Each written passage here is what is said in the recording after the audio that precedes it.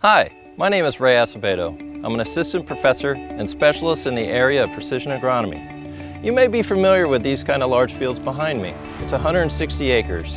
And because the entire field is planted to corn, you may assume this 160-acre field is managed the same way.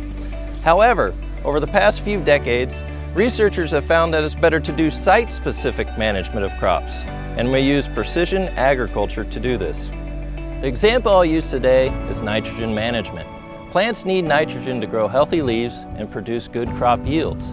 Some plants, like soybeans, can make their own nitrogen, but most, like wheat, corn, and sorghum, need nitrogen fertilizer to produce good yields to feed the world's growing population.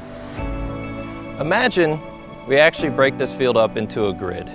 We take the 160 acres and break it up into individual 1-acre plots.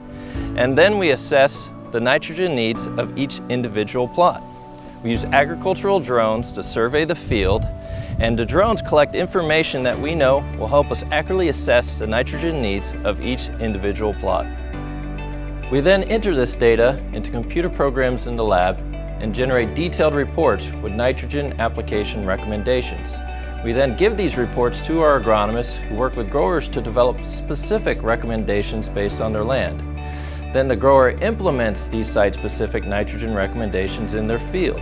That means that an acre on the northwest side of that 160-acre lot may receive 1 dose of nitrogen, while another acre on the other side of the field may receive much less, or even no nitrogen.